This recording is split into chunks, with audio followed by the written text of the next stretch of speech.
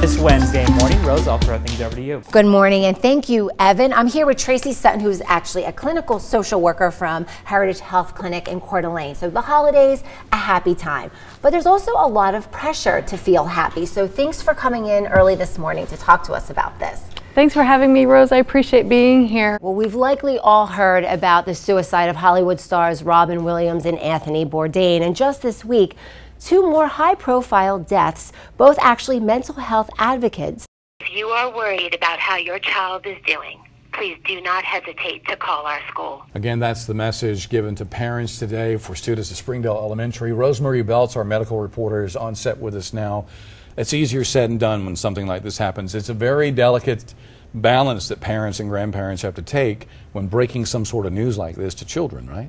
Absolutely, JR. And, you know, I have to admit, I'm a little shaken up by this too. So, and I think with this situation, the unfortunate situation is that when a child is sick, it's, you know, answering questions when another child is sick. That's one thing.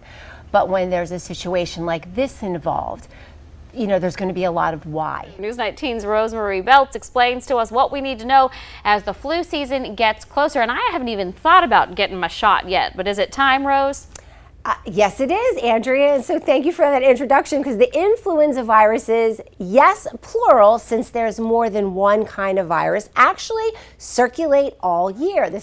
Hi, we are down here at the ice ribbon where Athleta is setting up with preparing some hot chocolate. We got some fire pits going, getting ready for some ice yoga. So I checked in with yoga instructors who teach around the world to see what this means for winter yogis. News 19's medical correspondent Rosemarie Beltz explains what may look like a cold may actually be something a little bit more serious. Rose, is that right?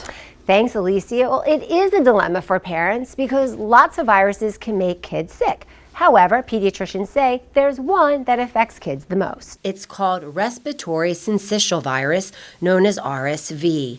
It's so common that most children are infected with it before they turn 1. Almost all have been infected by the time they are 2.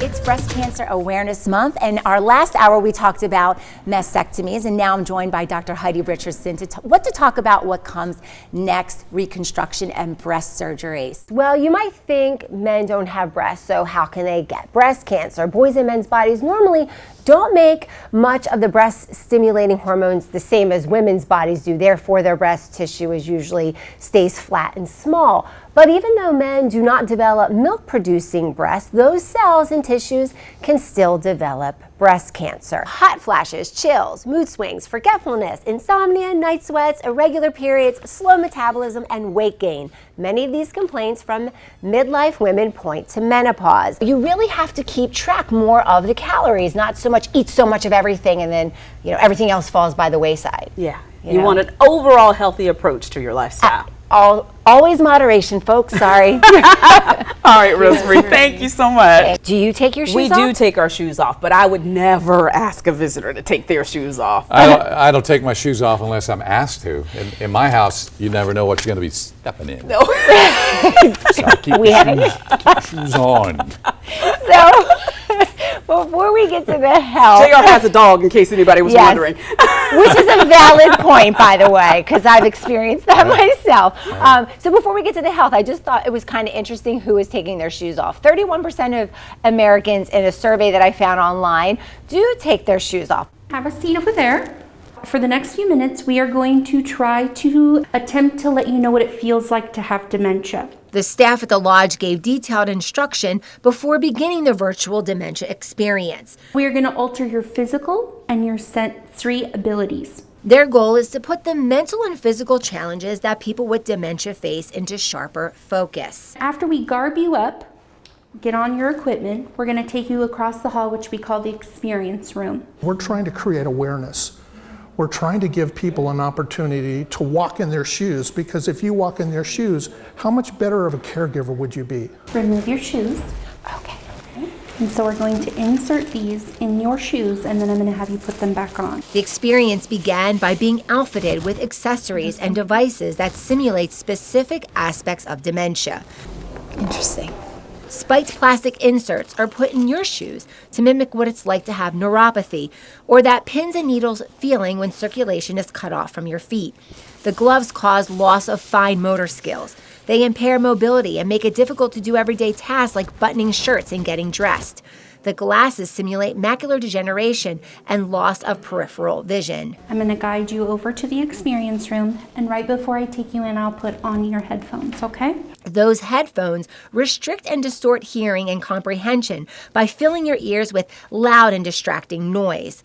Krem was not allowed to bring cameras inside the actual experience room, but a nurse was observing us for behavior and safety the entire time. Once geared up, staff led us to a dimly lit room with flashing lights.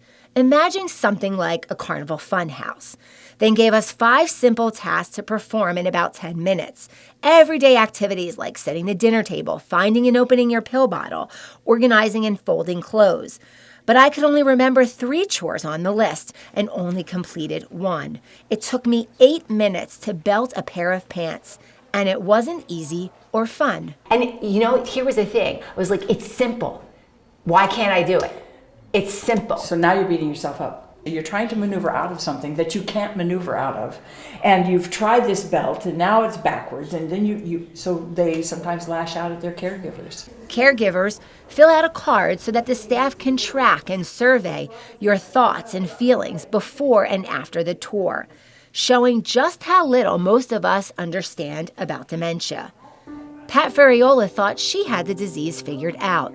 She took care of her parents who both had dementia 24 years ago. I thought that I knew how to deal with this. Right. Of course, when you live with it 24/7, it's very different. Very different than understanding and caring for her husband of 44 years who has dementia now. He has to be prompted and helped with everything and to get out the door on time, just like when you were getting your kids ready to get the school bus. You think that you know what they're going through, or, you know, that they're losing the day-to-day. Sorry. It's okay. But you don't know till you do this. So now my question is, okay, so what can we do to help them? Until she left her world and stepped into his. I couldn't see. Right. You couldn't concentrate because of the noise that was constantly in your head. Right. And it was just frustrating. I mean, I knew, I didn't get the instruction when she told me. I got little pieces of it. You really do have an insight now into a simple task that you're asking them to do. I couldn't do it. Right. No wonder he can't do it. You know, you have a different outlook on it. You know, there's that expression, it's not the dementia patient's not giving you a hard time. They're having a hard time. But many dementia patients don't look sick. Everything seems fine, which makes it hard for caregivers to understand how limited they really are. And that can lead to a cycle of frustration and resentment. Well, hopefully, I'm going to have more patience, which is something that I hope I have every day. But, you know, when you do it 24/7, your patience runs thin. You try to keep it in check. And even though Pat leans on 3 different groups for support, they never discussed anything like she experienced today. She is going to encourage doctors and other caregivers to contact the virtual dementia tour, including her own family. Every caregiver, thank you, professional, family member, they need to do this. I mean, this is, what an eye-opener. Personally, I did not expect for this experience to affect me the way that it did. We know clinically what the disease is capable of, but now we can get an idea of what patients experience 24 hours a day. This population can often be misunderstood and undervalued, and hopefully this program is a way to bridge the gap. Rose Beltz, Creme 2 News. You really want to protect the frontal lobe of your brain here. It lays right up against the skull. So does that mean it should definitely be pulled down like this and not sitting up like that? Exactly. Okay, you want it down over the eyebrows, at least, you know, no more than 2 fingers width apart. This time of year we have black cats, creepy clowns, dark alleys, just a few things that can scare us and freak us out a little bit. The reality, fear is unavoidable and a survival mechanism for all humans. fact, we can thank our ancestors for it. This is the thing about heart valve disease, which is interesting. It's common, but it goes underdiagnosed and undertreated according to doctors. And if you have heart valve disease, 50% of those people with valve disease will pass away within a couple of years. So it's very serious. It leads to heart failure. Very good, Rosemarie. You always leave us with something to think about. Oh, we well, appreciate it. I'm now thinking about all the things that can go wrong with my heart. Well, there you go. Grace, anything you want to say before we wrap it up here? No, that's great. Anything is good. We appreciate it.